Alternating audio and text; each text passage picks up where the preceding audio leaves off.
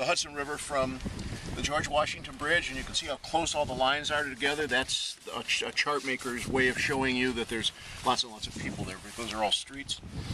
George Washington Bridge, the Tappan Zee Bridge. This little peninsula is a nice place to visit. That's called Piermont Pier. And then the river gets really wide, and the Dutch people called this part of it the Tappan Zee. And up here is the widest part. Up here it's more than 2.5 miles wide. This thing that's shaped like a boot, looks a little bit like Italy, is Croton Point. And that's where we are. And we're on this part of Croton Point facing north, and there's nothing but water. Water, water, water, water, water, water, water for 300 miles. Wow. Streams come down off the mountains. Rivers flow into it. The Mohawk River flows into the Hudson River. The Hudson watershed, the land area where the Hudson River gets all of its water, 16,000 square miles. That's big. There are many rivers in this country that are bigger, but I don't think there are any that are more interesting. This is the wide part of the Hudson River. And so all the way up here, about the third branch up on this cottonwood, that's the beginning of the Hudson River and the Adirondack Mountains. And whatever happens to leaves on trees and firewood from people's wood piles and things that people throw in the river and things that people lose in the river, almost all of it ends up on this beach. Now, this is not the best time of year. The best time of year is the spring, when the spring floods are washing things off beaches and docks and riverfronts from here all the way up to the Adirondack Mountains. But this is still a good time of the year. We never know what we're going to find out here. I found enough firewood today in the few minutes that I was here to heat my house for a whole day. No way. That's just as good as finding a $50 bill. Almost. Almost. Let's hold this. Okay. So, this is where we are, and we're facing north, and you can see that this kind of acts like a catcher, because most of the winds in the fall and winter and into the spring come from the north and west, and so anything that's floating down this river gets pushed over here, and it ends up on this beach. And we have a beach cleanup day every spring, and 100 kids and teachers and parents from White Plains come, and they work all day raking and scraping and picking up and cleaning up, and when they get done, we fill about 6 dump truck loads of stuff that comes down. And a lot of it's good stuff, like this.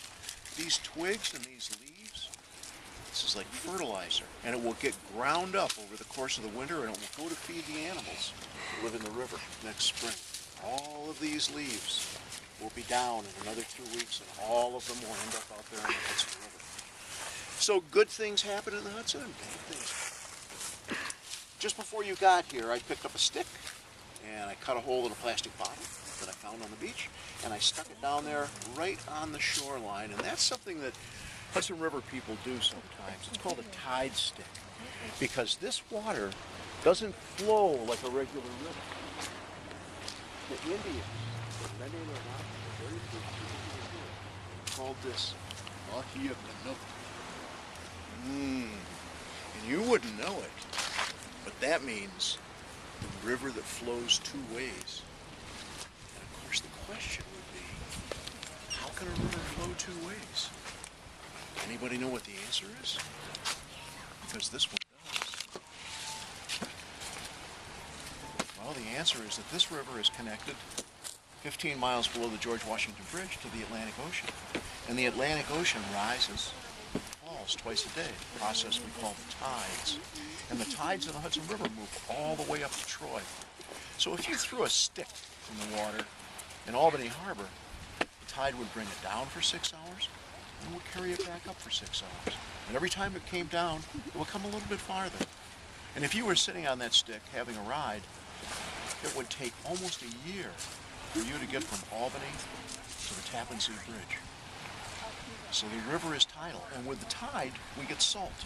Salt pushes up the river when we don't have rain. But we had rain this year, a lot of it. We're going to talk about some of the storms that we had a little later. What I like to do is walk down the beach, and you can walk down the low tide line, which is where the water is, And I would say go down to maybe the third stick that's sticking up. And then when you come back along the tide line where all of the things that float get washed up. And as you walk, look for that one special thing that you'd like to know more about.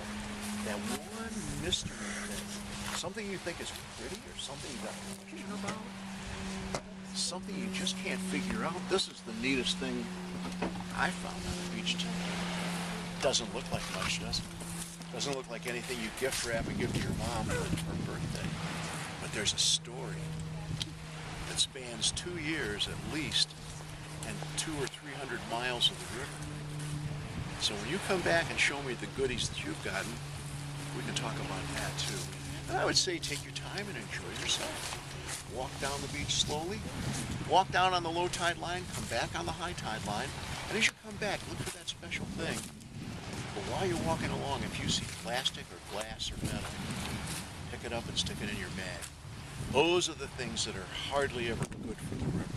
Those are the things we would like to get rid of. Those are the things that we call garbage or trash or junk or ugh.